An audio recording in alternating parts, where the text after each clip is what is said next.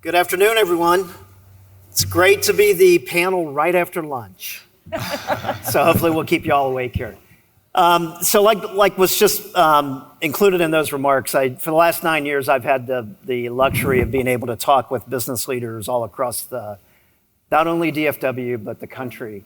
And I love this panel that we've assembled here for this discussion. You've got really interesting companies, and it's I think, gonna be a really great debate here.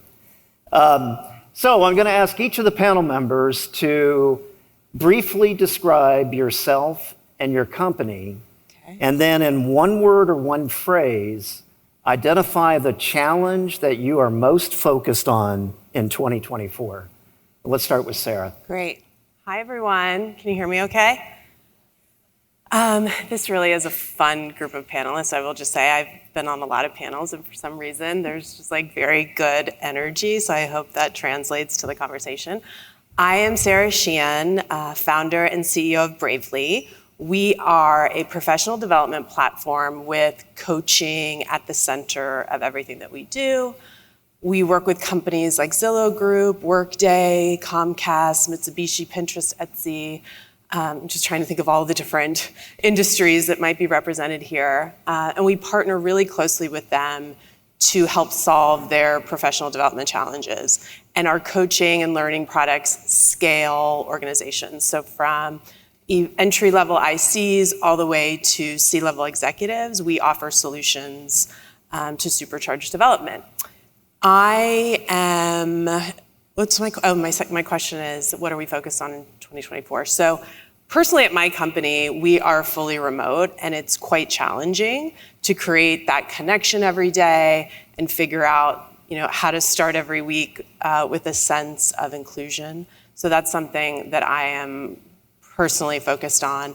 And then for our clients, we're really trying to help them figure out how to stretch their budgets and figure out, where to invest within the organization. I chuckle because it's literally like, it feels like we've become like designers of proprietary programs just to fit that need, because I know many of you are probably experiencing this as well. Thanks, Sarah. Jennifer? I'm Jennifer Chopelas. Can you hear me? Sorry, it sounds, okay. I'm Jennifer Chopelas. I'm with Merlin Entertainments. You'd probably recognize us more for our Legoland Discovery Centers, our Sea Life Aquariums, Madame Tussauds Wax Museum, Peppa Pig theme park coming to North Richland Hills this summer. So I get to work in fun, which is awesome. And one of the things that we are really focused on is how do we upskill our team members? How do we get them the skill set that they need to not only move into new positions, but to grow with our company as we start growing. So that is something that we've been focused on. Great. Greetings and salutations. My name is Mark Benton. I'm with McKesson. McKesson is a leading healthcare company focused in the area of the wholesale of medical equipment and supplies. So if you've been to your doctor's office, your dentist office, or your healthcare professional, and those tongue depressors and gloves and all those things, McKesson supplies those. We're also a pharmaceutical distribution firm, as well as providing healthcare technology solutions. We're based here in Dallas in Las Colinas, and I've been there for 8 years, and most recently, I took on the role leading HR support for all of our corporate functions. The biggest challenge that we're facing right now, and it's a part of our HR strategy, is building digital literacy across the organization. So not just within our information technology function, but for every individual within McKesson. We've spent quite a bit to lay and bring a good foundation in what it means to be digital, what it does not mean to be digital. And our goal is to really, by the end of the year, get everybody 30% proficient in being more digital in the way that they work. So that's one of our big challenges. Awesome. That's great. Hello, Amit Sharma in JPMorgan Chase, in human resources, talent management, and career development. JPMorgan, we're in wholesale and retail banking. We have a diverse workforce, around 300,000 plus employees across 60 plus locations. This year, something that me and my team, we are going to focus on is simplifying performance management and discovering and exploring the area of skills so we can further build, augment a skills-based framework. So I guess the biggest challenge for me and my team is that there's going to be a lot of change. We're going to be trying a lot of new things, and you'll agree experience shows that embracing change, trying new things always pays off. There are always risks, but calculated risk always pays off. So I'm just sort of pepping myself up and going in with that optimism that let's try something new, it'll surely work well. So the four things that each of our panel members identified are actually going to kind of just set up the rest of this conversation. Sarah, let's start with you. So you have a lot of expertise in coaching and development, and I believe you used the phrase democratizing those services across a company. Can you talk a little bit about what's the impact of that on the business, on the bottom line, on the people who work there? Sure, I'd love to. So disclaimer again, I'm the founder of a coaching company, so I'm obviously in favor of it. But I think that if I started my career in HR, so I spent over a decade working in roles as an HR VP, so I understood my job was to increase employee engagement and retention. And then I moved into a completely different career, managing large sales teams as a head of sales, where I had to drive a lot of performance with very lean teams. And what emerged for me and what was foundational for founding Bravely was each person was really motivated by something different.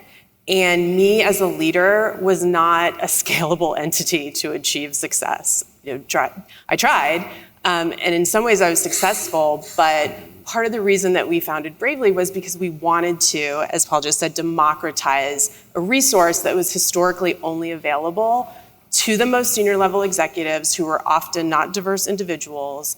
And the idea was, what if we took this transformative tool and scaled it, as far as and wide as we could? And so when we launched Bravely, that's what we set out to do, and we were really successful. We closed Zillow Group, Pinterest, like I said, Autodesk, which is an enterprise company. All of their employees to this day, it's been 7 years, still have access to our coaching. And the results have been incredible. 95% of people say that they have had a mindset shift and feel more positive about their organization and their role, which to me is just like, that's the only stat I need to share. It's the mic drop stat. But 93% of them say that they are going to take action around whatever it is that they've come to coaching for. This is just after one session. And then 92% say that they learned a new skill, which makes perfect sense, because if you actually are going into a conversation knowing what do I need to achieve or what am I trying to solve for, and you have a strategic partner there to help you, you're going to walk out of that conversation and exercise the muscle that you just built, and then now you have it, for the rest of your career, basically. And so the impact, and I understand, which I mentioned before, like it's really difficult to figure out how do I scale resources like this, and we're trying to figure that out more and more every day. But if I were a chief people officer, it is literally where I would put all of my money, because I've seen the stats and the impact that it can have, because each of us in this room, we are struggling with different challenges as individuals, what we're bringing from our personal lives, how that impacts how we show up at work.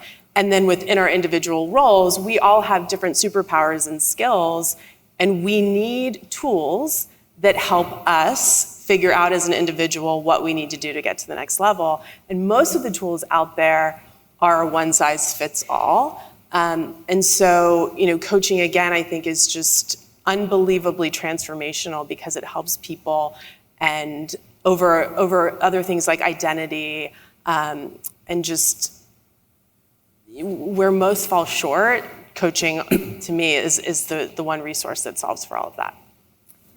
So I know when I first became a manager, I went from reporter to editor. I was a reporter on Tuesday and I was an editor on Wednesday. And I had very little training on how to become a manager. Jennifer, I know with your organization, backstage you were telling us about a program you've implemented called Ticket to Lead. Yes. Can you describe that and kind of what brought that program on? Yeah, so for, I want to say, the last couple of years, especially after COVID, as we rebuilt our teams, what really became apparent was that we had several young managers who were trying their best, but we just didn't have, they just didn't have the skill set yet.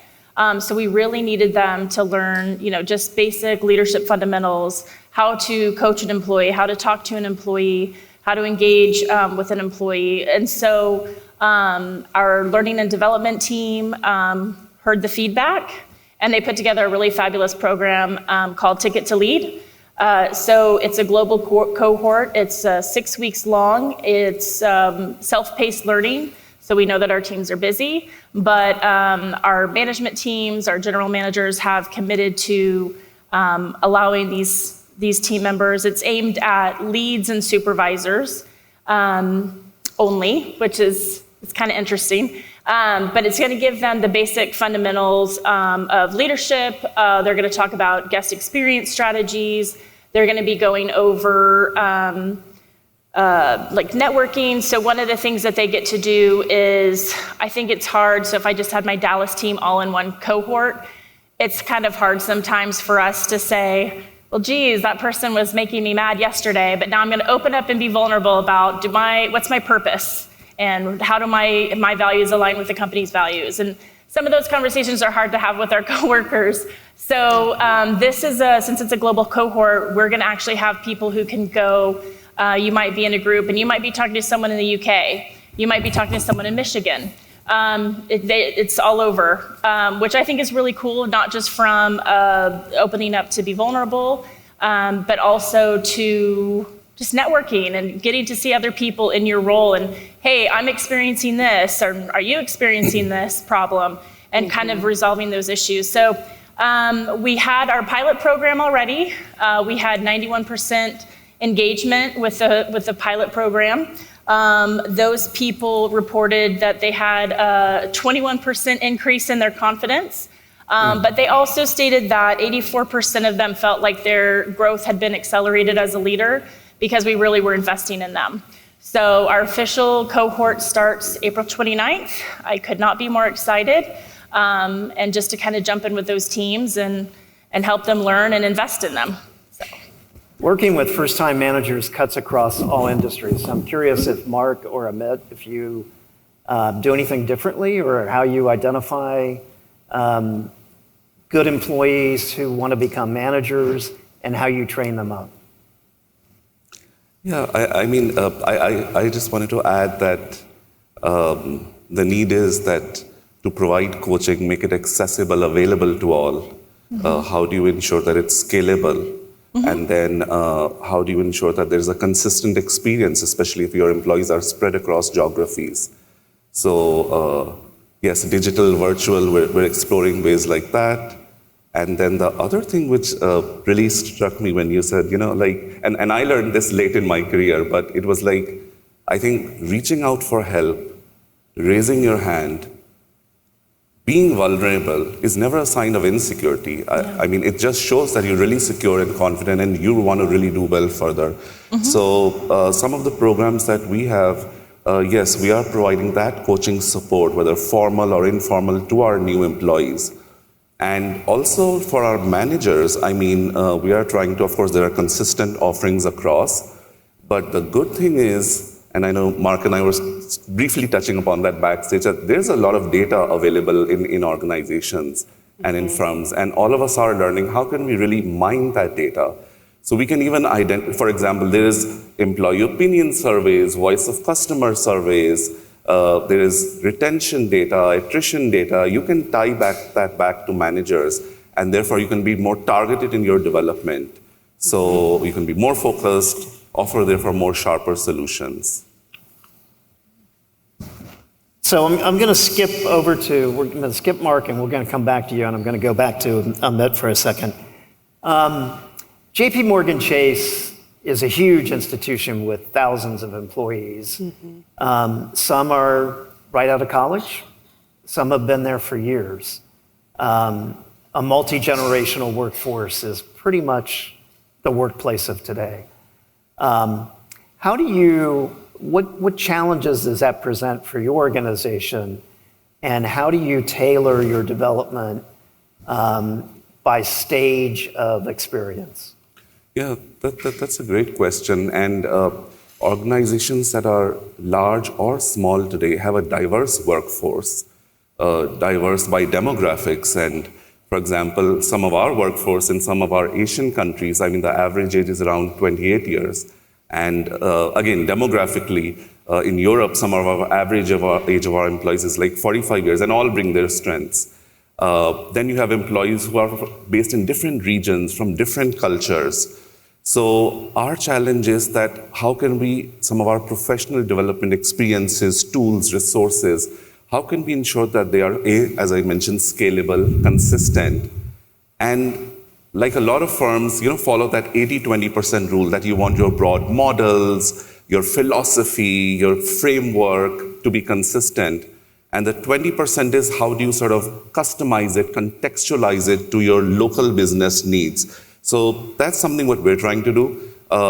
Yes, of course, now in-person, a lot of in-person is virtual. It's digital as well. And then, of course, there's a lot of focus on managers as coaches. How can we train our managers? Because managers are leadership for our employees. And lastly, to end this point, I think an area, I think across in industry, which we can sort of focus more is constructive feedback. I mean, yes, we're talking about peer-to-peer learning, peer-to-peer coaching, but peer-to-peer constructive feedback overall, I think is an area where we can do a lot more. I mean, we're good at appreciating, we're good at, giving accolades, but how good are we really at giving feedback that is constructive? For example, we all are in various calls, we sort of hold calls, whether it's project calls, initiatives, or we participate in a lot of meetings and calls. Regularly, do we seek feedback from some of the other members who are on that call that how was I? Did I come across clearly? Did I come across concisely? What could I have done differently? Even if I'm not steering that call, but I'm participating, how was my participation? Was I able to express my views? So I think the focus is more on feedback, coaching, mentoring, development in the flow of work, at work. So, yep. Mark, it's your turn. We can't really have a panel discussion without touching on AI. Seems to permeate pretty much all discussions these days. And you identified digital literacy as one of the key focus for McKesson in 2024. Yeah. So tell us about where AI is going in your workplace and, excuse me, and how your employees are adapting to it. Yeah. Well, that's a big, full question, Paul. So I'll unpack it this way. So we, as a leadership team, HR leadership team, have decided that we finally landed on a strategy that we feel can take us for the next 5 years. And that strategy has 3 pillars. It's creating a culture of wellness and belonging and care. The other second pillar is about building capabilities for growth. And the third pillar is about building our digital foundation. And then there's behaviors that we've infused in that, about deepening your business acumen, making sure that you are staying focused every day on the main thing, operational excellence, we might call it. And then digital literacy is that other piece. And so that business acumen and staying focused on the main thing and building that digital literacy, those are behaviors that we're expecting to see within our HR team. So we're an HR team of about 500 people. And when I talked about digital literacy and 30%, a lot of people are like, well, how are you measuring 30% that everybody's 30%? Well, truth be told, we're not exactly measuring it. What we're doing is we're setting an expectation for people. So most of us work an 8-hour day. Yeah, most of us. So we're just going to say it's a 10-hour day. And what we expect is within that 10-hour day, there are 3 hours that you are doing something that promotes you into thinking and working differently using digital. You're using our internal version of ChatGPT as a thought partner to help you write emails or synthesize something. You're trying to analyze something and you're using AI as a co-pilot. It's not the decision maker, but it's a thought partner. And so we're trying to get people 3 hours out of your day to do that. Now that may seem like a lot, but if you think about the things that you do every day, if you start building a digital foundation and your processes are starting to get more automated, you're using a bot, you're using some type of internal chat, then the way you work is changing.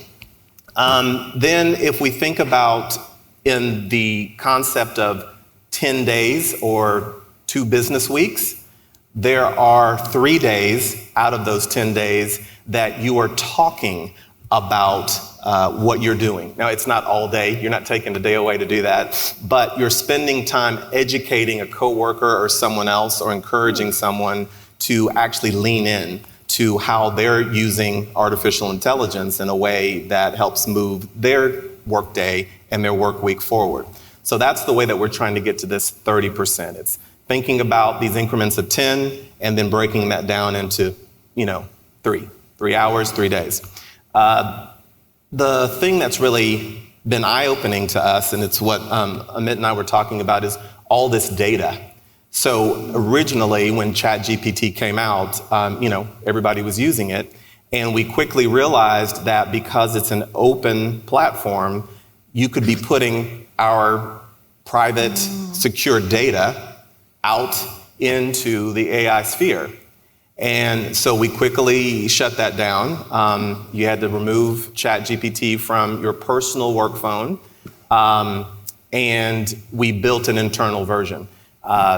So it's getting smarter, but the more our people use it, thus with this 30%, the more they use it, then the smarter it'll get as a large, language model.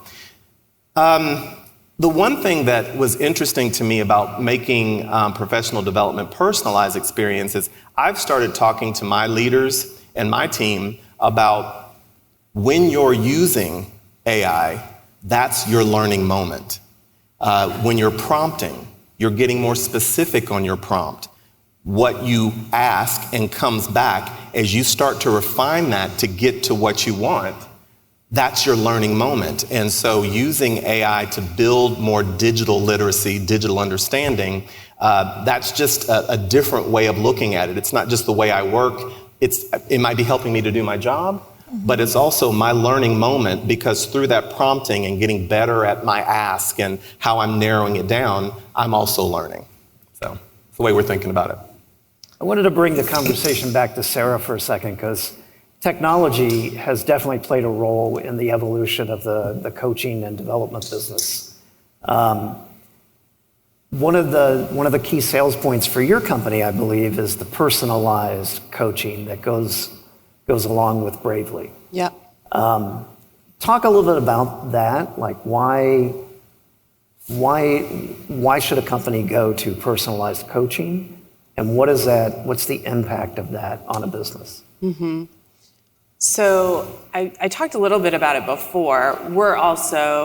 We've developed an AI co-pilot because we believe, again, that everybody at every level should have access, and they should be able to use these tools in the flow of work when they need it. So our evolution has been that we started out with a coaching product that was scalable across the entire organization. Now we have different products for every level, and then we have more scalable solutions like this AI co-pilot, where somebody could, and we've trained it, and it's getting better every day. It's not perfect, and it certainly doesn't take the place of a human being, but we believe that it's accessible. It gets people like a bite of something that will then maybe expand further. But I think what has been transformational for us in terms of how we've seen our customers use coaching is they also have programs in place. Like I'm sure all of you have build systems and learning inside your organizations. You probably have entire teams. Maybe some of you are using an outsourced resource for your training. It is now the mandate for all of us to invest in everyone. It's kind of like a post-COVID, but this next generation, they're showing up in their interviews and saying, great, so how are you going to be investing in my development? When I started my career 25 years ago, I was not asking those questions. I should have, but I just sat at my desk and did my job until it was like time for me to go. But that is not what's happening now, as most of you probably know. And so coaching can be inserted into all of our learning and development programs and strategies.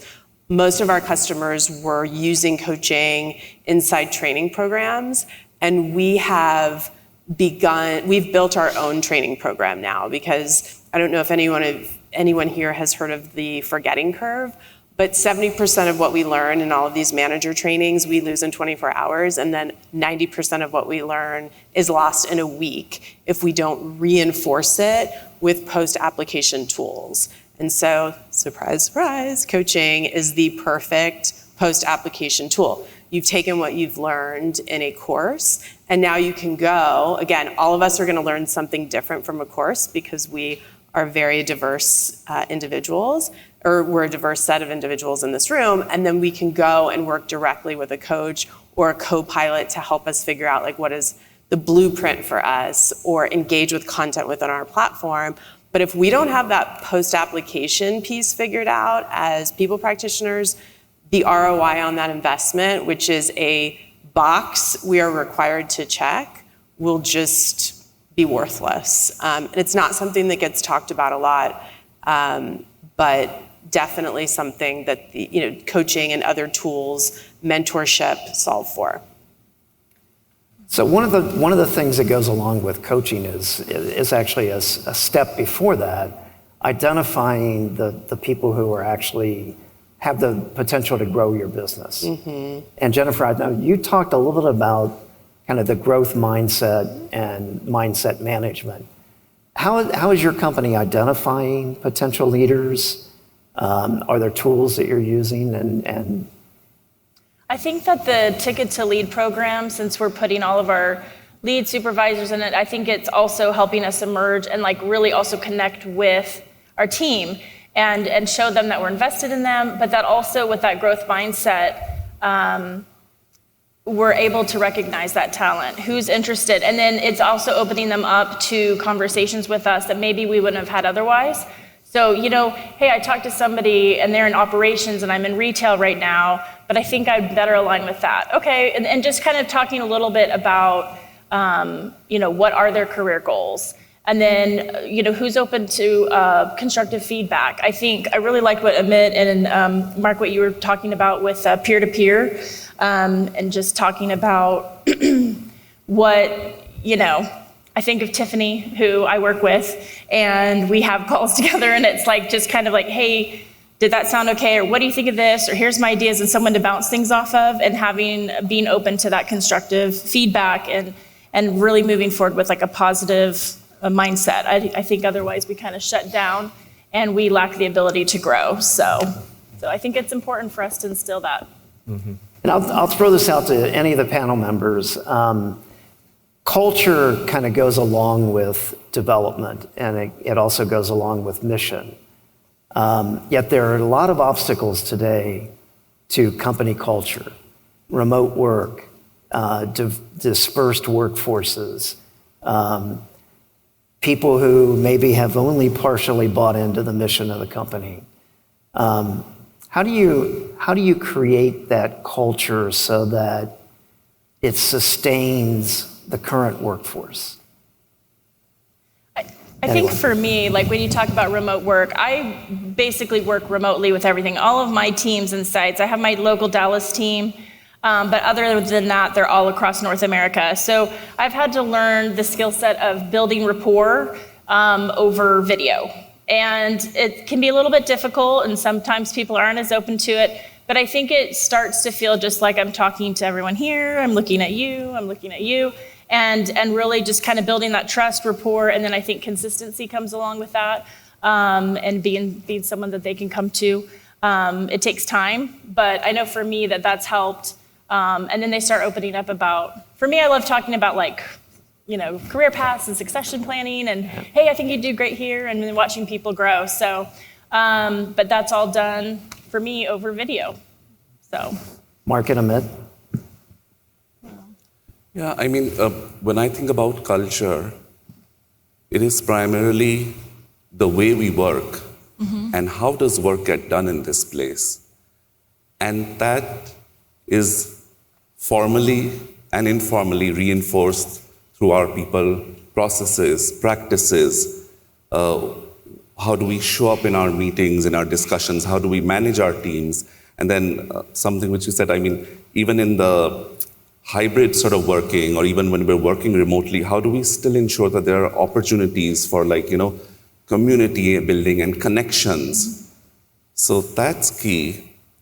And I think just listening, talking, and then finding those touch points.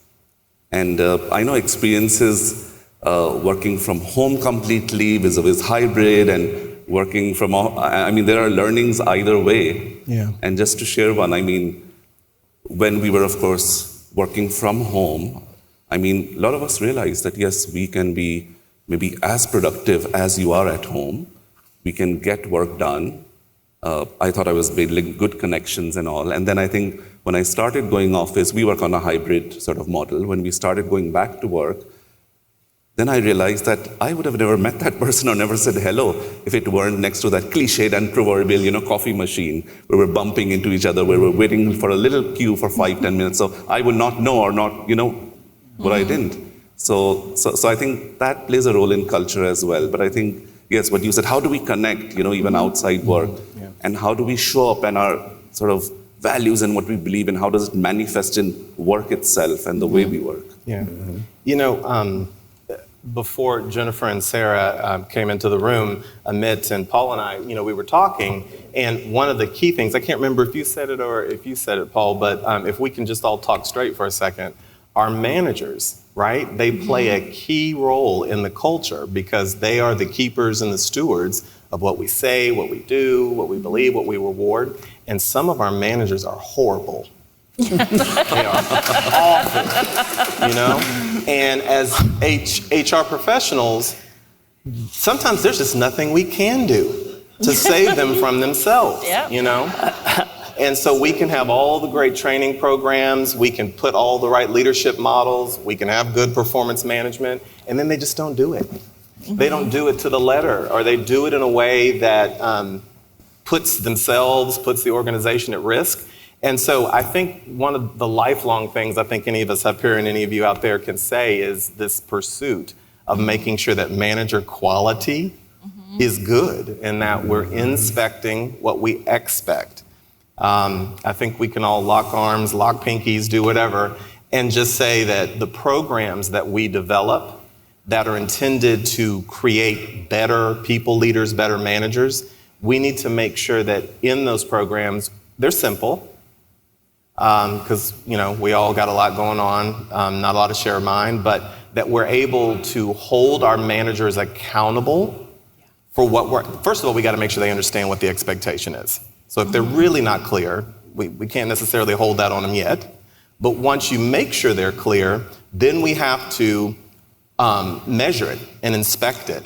And I think that's one of the ways to make sure that we in HR are doing our part to be stewards of the culture to those people that exemplify the culture. Many of us in the room are managers, and so I hope that I didn't offend anybody in the room if you're a terrible manager, but or you've been told so. But now that you know better, you have to do better. So yeah. Can I just add something here? Because Absolutely. I think during COVID, I used to always say that people, leaders, were tasked with solving all the world's problems. But I think managers are now those people. Every people person I know is still tasked with solving all the world's problems. But now our managers, they have to drive performance. They have to understand really what's happening with every person on their team personally, what their responsibilities are, and then they are usually also an individual contributor in some way. And so I think it always starts at the top. we try to change leadership or CEOs' perspectives on things, and you really need to use data to show 94% of people say if we invest in their development, they're more likely to stay. This is why we should invest in these programs. Or survey your people more and more around the things that are important to them so that that can become the drivers of your people strategy. But our leaders need to be the ones standing up and showing all of those new skills that are required in this new workforce or workplace. 5 years ago, we were not talking about EQ, inclusive leadership. I mean, we were, but not the way that we are now. If you cannot build connection with your team and trust, you cannot give them feedback or coach them. And that has to be the mentality, and it has to come from the top. They have to be demonstrating those qualities. They have to be showing that vulnerability. They have to be transparent. They have to build the trust. And then our managers will follow suit because they've been enabled to do that. But we still have to build resources and tools around those people because they are critical to the performance of our organizations, and they are beyond burned out right now. So we have touched on a lot of subjects, and I think now's a really good time to kind of really tap all of your wisdom for the audience. So I'm going to give each of you about a minute and a half to share insights on if there are folks out in the audience who are just starting down the road toward a leadership and development initiative. What would you tell them? What to look for? What to include? What to throw away? Amit, we'll start with you. Sure. And again, I learned this the hard and long way, so it's a little easy for me to share. Networking, reaching out to colleagues and peers who you think know a little more than you or who can just share what they're doing. Networking, reaching out to leaders who you think are strategic and may know a little more of what lies in that bend ahead of the curve on the other side of the mountain. That could really guide you. And informally, like whether it's mentors or coaches, I really benefited from coaching. And on networking, I like to share one tip, leave you with one tip or trick, whatever, which she shared with me, and I try to follow with some success. And so my coach told me, Amit, if you want to network well, so of course she said, don't try to always sound interesting, but be interested in the other person. That's the authenticity and genuinity. And secondly, she said, we all have good intentions. We want to genuinely network and be in touch, but work and just how busy our schedule is. So she said, make a dripping list. And I said, what's that? She said, make a dripping list where there are two lists. There are 5 to 10 people internally in your organization who you know are important, who you know you want to be in touch with, and maybe 5 to 10 people outside of your organization. We've had so many managers and bosses who we do want to be in touch with, but we're not. And then she said, drip them periodically. I said, what does that mean? She said, after 1 or 2 months, send them a little note, send them a little greeting so that next time when you need something from them or you want to get in touch, the first thing that comes in mind is that, oh, Amit has been in touch with me. Yeah, I know him. He's a good guy, hopefully. So I think networking is key. And again, just reiterating, raising your hand, advocating for yourself. I really learned it the hard way. So talking about your interests. Mark? Yeah, here's something I just recently read, and it kind of gave me an aha moment. Maybe it will for you. The study said that there's a growing divide between what we believe as HR and your business leaders, what we are delivering to the workforce that make them feel satisfied about their career development, learning, and coaching, and what their actual experiences. There's a divide. We're not meeting their expectations. I think it was Sarah that was saying they just are expecting more than we're doing, more than we're giving. And as that gap is growing, what we're finding is that they're not as productive. They're not as engaged. And we know that an engaged workforce, we know what that means. We know that analogy. We have a highly engaged workforce. So the study said that they surveyed in 2022, I think it was 100 CEOs. 65% of them said that, it was a Gallup poll, and they said, I'm very satisfied with my organization's learning and development program. And then when they surveyed 1,000 employees, 32% of them were pleased with what they were getting. So this growing divide is something that we need to really pay attention to when it comes to professional development.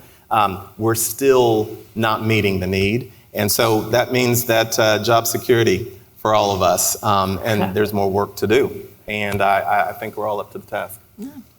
So I think for me, when I think about making professional development a personalized experience, I love to talk to people. I'll talk to anybody, and I like to go out to our teams, especially if it's a slow day. Hey, how's it going? What are you doing? What are you working on? How long have you been here? I mean, I'll just go through the gamut.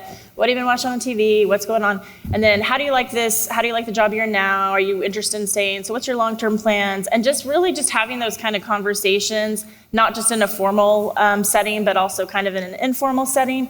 But it's really allowed me an opportunity to talk to some people who may have not crossed my path that day, but then start thinking about, okay, well, you know, I know this person said that they are interested in this, but they're nervous about this. Let's talk about what you're nervous about. And then just really kind of talking to them. So maybe there's something that I'm aware of that I can say, hey, we've got a really great learning and development tool here.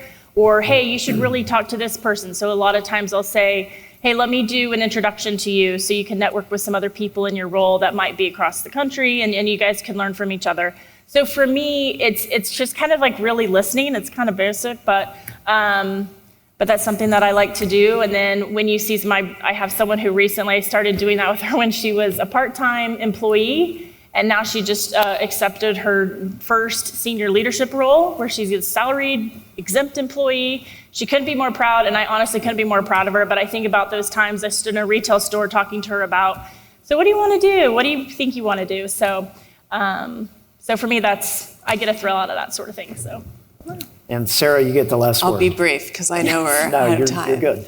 I would say that we have to shift our idea of development because it's always you're going to become a manager and then a leader, and as if everybody wants to become a CEO. Mm-hmm. And I have people on my leadership team that don't manage other people because they drive a ton of value. They're very strategic. I want their mind in my weekly team meetings so that I can stretch my thinking, right? And that's how businesses should be operating right now in terms of development. Just because someone is a great individual contributor and a high performer, like that track, we've seen it fail so many times. We're still doing it. So that would be one thing I would say. Stop doing that. Stop promoting very successful individual contributors into leadership roles. And then those that are in these management and leadership roles, do 360s on them. Because if they're getting terrible feedback, get rid of them. Because that's the demise of your company. And if they're getting that feedback and they're like, I want to change, then start giving them intense development around trust building. You know, all of the skills that were sort of taboo, you know, that's where real leadership and change and performance comes from, when people feel like they're valued and that their manager cares about them. And the worst managers are the ones that, you know, don't operate with those skills front and center. Well, you all just got a couple hours of really great advice from seasoned pros. And join with me in giving them a round of applause.